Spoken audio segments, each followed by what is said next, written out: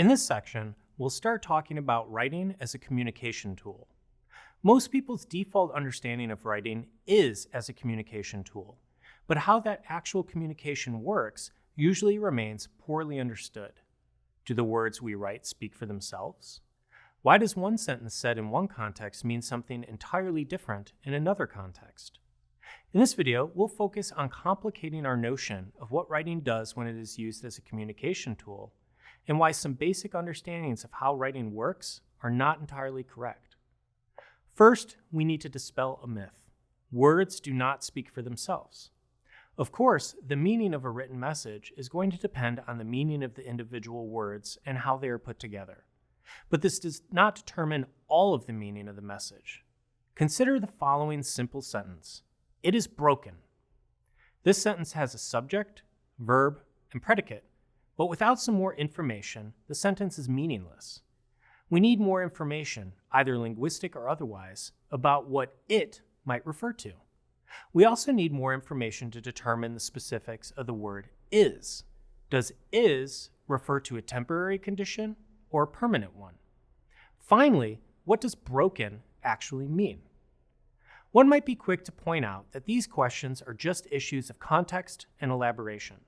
This is correct, but the point still stands. This message needs more than just the words that compose it to determine its meaning. An important part in understanding how writing works as communication is recognizing that the medium within which a bit of writing occurs is going to affect what the message actually means, because it is going to fundamentally shape the message. For example, Twitter has a maximum number of characters that can be used when posting a message. Since the length is relatively short, the message is going to be strongly shaped by the medium, i.e., someone communicating on Twitter will need to shape their message in certain ways because of length limitations. Another example of how the medium affects the message can be seen in a presentation slide. In presentation programs like this one, the technology and its norms, conventions, or traditions affect how the message will be communicated. In this case, we have a slide title and a number of bullet points that outline an idea.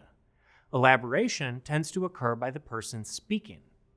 How the communication occurs, how the different pieces work together, what is expected, these all shape the message as it is created and communicated. It is important to understand that the media and context within which messages occur strongly determine the message.